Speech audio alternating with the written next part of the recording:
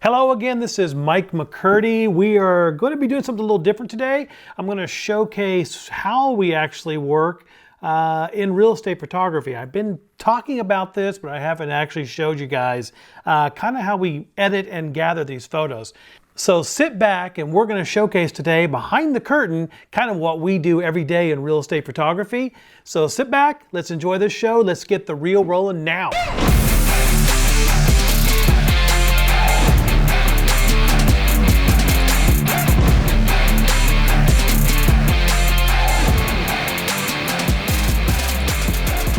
Hey, this is Mike McCurdy. Thank you so much for coming back to our channel. If you can, we're trying to grow this channel, so hit the subscribe button down below. Trying to bump up those subscriptions, trying to get our videos out there so people can see what we're doing in the commercial space of photography.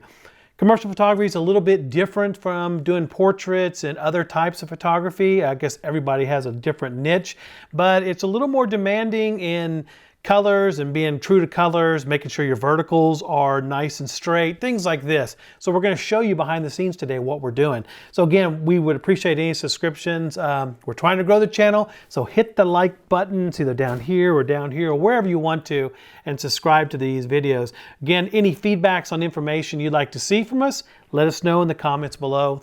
So let's get this ball going. I've talked way too much and I can talk a lot. I think people say a lot that I talk too much. But anyway, what I want to show you today is video, and I want to showcase the photography we do. You can see from this photo here. So today we're going to show off this photo and show you how we actually make it look the way we want it to look. You'll see here in a minute what the photo came from, and then of course how we edit the photo to make it look this look, okay? So first of all, here is one of the original photos we took. You can see in the photo here, it's an HDR, oops, let me get this. It's an HDR shot. So we actually have 3 brackets on this, basically a negative exposed, perfectly exposed, and 1 stop above. So you can kind of see what the photo is going to look like. But first thing you're going to notice is it's crooked. See the verticals? The lines are supposed to go up and down. One of the biggest rules you can do wrong in the commercial space is basically get your verticals incorrect. They're not perfectly straight. So you can see from this photo, these things are wonky. I mean, they are all over the place. So what we're going to do first is we're going to straighten these. Another thing I'm going to do here is I'm going to take these photos actually into Photoshop, and we're going to, or Lightroom here, and I'm going to kind of merge these guys together. So one of the things you can see here is I'm right clicking on these guys. So one thing I'm going to do is I'm going to come in here and I'm going to do a photo merge HDR. So watch what happens here. I get this nice little box that comes up so I can see what's taking place. It's going to show me kind of an idea of what the photo is going to look like. It takes a little bit of time. Sometimes Lightroom can take way too long. Oh man, there we go. It finally came up. So there we go. There we got our first little shot here. Notice we're gonna merge these two real quick. And once it gets merged, we can actually start working on the photo. You can see that it's a little bit dark, so we're gonna take some time editing this. So there we got our merged photo. And hold on a second here. And we're gonna take this photo into Photoshop.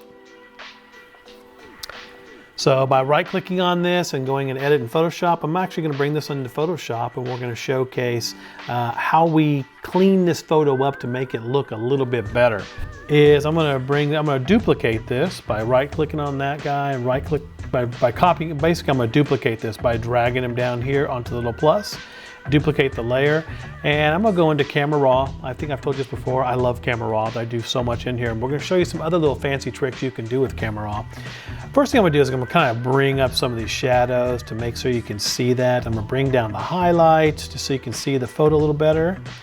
And I'm gonna bring up the exposure. Now basically what I'm doing is I'm looking at the back, this area here. I'm not focusing really on the whole photo. I'm just focusing on what the building looks like or the house looks like. Next thing I'm gonna do is I'm gonna kind of bring up some of the greens because they're kind of blah. And I'll bring up some more of the green, bring up a little bit of this. And look at those oranges. This is why the oranges are just blown way out. So I'm gonna bring those down a little bit. I'm also going to bring down some of the darkness, or the, yeah, just so they're a little bit not so orange and not so bright. So there we go. We kind of got the idea of what I want. Now what I can do is I can go back to the original photo and I can make a copy of it. And see all this darkness here? I can literally come in here now and brush in the pieces I want. Give me a second. I'm just gonna kind of come in here and do this real quick. Oops, change my layer to black. Always changes back to black. And I'm gonna brush this in quickly, just to kind of get that look that I was looking for. See, it's taken out some of that. Right about right there. I'm gonna go ahead and brush those trees in, just because you'll see why. I'm gonna brush this tree in too, just because I want to see that tree. So there we kind of got some of the looks of what I'm looking for. Notice the color cast on this is extremely blue. You can see the blue on the actual building. So one thing I am going to do as well is my bright subject down here. I'm going to come in here and I'm going to go back in here and I'm going to actually change some. I'm going to take some of that blue out of the photo. So watch this. We're going to put a little more yellow into it, just making it look a little more natural. And sometimes I'll actually come in here and I will take most, if not all, the blue totally out of the photo. About right there, because sometimes that blue is coming from the sky above. So the blue is actually coming from the sky above. It's called color cast, and it's actually color casting all over the house, especially during this golden hour. So we're going to take some of that out, and boosh, there we go. But you notice still that the house is crooked, way crooked. Looks kind of stupid. That looks like I shot it upward. Well, I did that on purpose. I actually shot with the camera kind of down towards the ground and I shot it upward. Reason I wanted to do that is because I wanted to get that beautiful sky in the background. I'm going to show you what we're going to do with that beautiful sky here in a bit. So with this said, let's come in here and I'm going to merge these two layers. And so what am I going to be able to do about all this wonkiness? Well, I'm going to come in here and one of the first things I'm going to do is I'm going to give me a little bit of room here. So I'm going to stretch, I'm going to stretch this out a little bit, stretch this out a little bit. I'm going to stretch this out. So I'm just basically working with the framing tool within Photoshop. There we go. So it gives me a little bit of room to play with, and you'll see why here in just a second.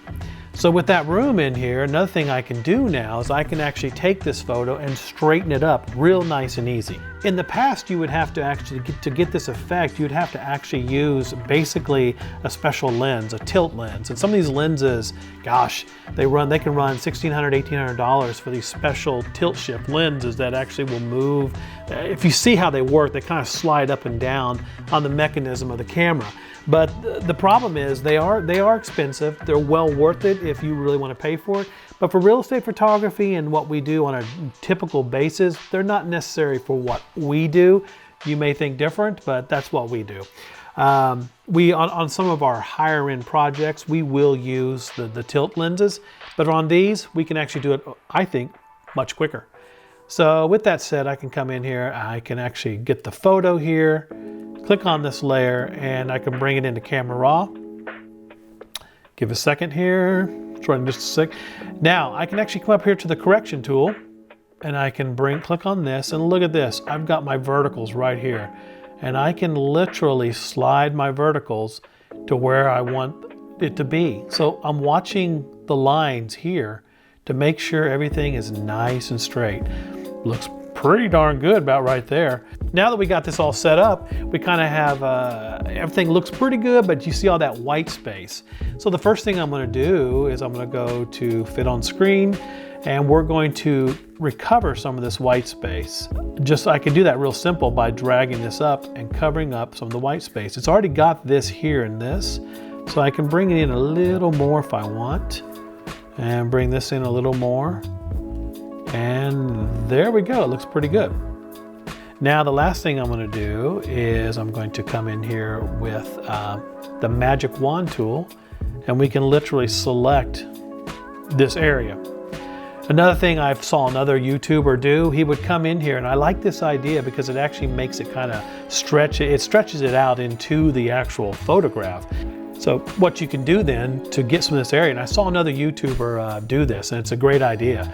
You can come in here and you can actually grab and modify the selection, and you can expand it. I think he expanded about 20 pixels. I'm gonna do the same just to bring it in.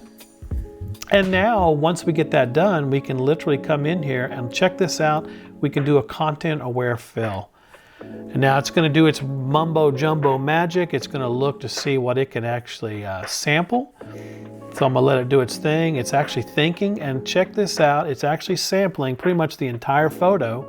Once it's done, it looks the way I want it to look. I can tell it okay. And watch this, give it a second. It's doing its magic. It'll take a little bit of time because I'm actually recording this as well. So it's taking a little bit longer on this old Mac, but give it a second. And bam, it pretty much fills it in. Looks pretty good, huh? Looks really good. So I can come in here and deselect this. Look at that. It's pretty good. Now I can come in if I want to spend some time and I can modify certain areas. Like you can see over here, kind of mess this up a little bit, but I can easily fix this up by coming in with, where I can come in with a healing brush, or better yet, I can come in with the clone stamp tool and just grab some of this bush here, sample it, and I can kind of go through and clean some of this stuff up. Now once we get this in here, we're going to kind of blend all this together, and you can kind of see from the photo in this area here, it's not perfect. It didn't do a great job. So we can come in here now with the clone stamp tool and we can kind of brush in a little bit of this, bring some of the stuff in there and make it look a little better than it did. We pretty much got our shot. So now we got this gorgeous shot. All my verticals are straight. Everything looks great. The only thing negative about this is the sky that evening. There wasn't any clouds. I like bright religious skies, as Annie Farmer likes to say. So we're going to try to put a better sky in here. So let's see what we can do. So with this, I'm going to actually go into Skylum's Luminar 4. Now, a lot of you have heard of Luminar 4. It's a new package. It's been around a while, but the latest edition does this really fancy sky replacement. And let me tell you, it's fantastic. It does a great job in replacing skies. So as we bring this up, I'm going to show you how quick it is and how easy it is. One of the first things I'm going to do is I'm going to go over here to basically my creative toolkit and check this out. AI sky replacement. What? AI sky replacement. Watch this. I can actually come in here and select the sky I want. What? I mean, that's easy. I can actually load custom images. So I can load in custom skies from my own library. Or I can choose one of theirs. And look at this. I literally just click on this and boom, it changes my sky out. But I want this to be more of a sunset sky, so look at that. I can actually bring in my sunset and I can flip it. Makes it look good. I can come in here and I can relight the scene. I don't really want it to relight the scene because I like the colors I chose. Relight the scene means it's going to take some of the color cast from the image behind there and apply it to your image, putting more yellows and oranges or reds in it. Don't really like that sometimes. I want to keep it the way it looks. With that said too, I'm going to change some of the temperature. I can change it more yellow or I can change it more blue. I kind of like that evening being somewhere around in here, a little bit more bluish, and because that's what the sky was. And then I can brighten the skies or I can lower the skies. Pretty slick. Check this out too. I can actually move the position of the sky. Look at this. I can literally raise, lower it, put it to where I want that sky to be for my shot. And look, if you see on this thing, there's no fringing. Even the trees over here, check this out. Look at this. Look at this. I mean, that's darn impressive. That's really impressive. That's really impressive. I mean, how well it does. So with that said, we're going to apply this and we kind of have ourselves a photo that I think our realtors are going to enjoy. Again, all these sky replacements we typically do it on nights where we don't have a sky or it's raining or bad weather, and we can make the sky look a little bit more effective and eye-catching. So we don't do this on every photo, but like on this night here, the sky was just plain blue. Nothing wrong with that. But I think having that more dramatic layer of clouds with the sun and such is so much more inviting to the eye. Now check this out here. We're going to bring it in and it's finishing it up. I can't wait for this part. Boom! We have sky My verticals are straight. I've kind of amped up the colors. Let's see what else I can do. Pretty much, I think I got the photo to where I like the looks. It's a little yellow down here, but other than that, I think it looks pretty good. Last but not least, I'll just save it here and bring it up. Let's see what it looks like. So here we go. There's pretty much, give it a second, there's the final image. There's our final image. You can kind of see how we can quickly take a photo that looks more or less like this, not too bad, to a photo that looks like this. So again, let us know what you think in the comments below. Seriously, that we're trying to show you more of what we're doing. This is again behind the scenes of what we do on the editing side. Typically this would take me about 15 minutes or so to go through. With you guys, it'll take a little bit longer just because I'm trying to showcase what we're doing and how. If you have any questions on what we're doing, please leave a like or please leave a comment in the description below. Again, we're not going to ever know what you guys are interested in unless you talk to us down below. So again, thank you for joining our channel. We hope you enjoyed this. We want to do more features like this in the future. Subscribe, and we will see you again in our next video. This is Mike McCurdy. Bye-bye.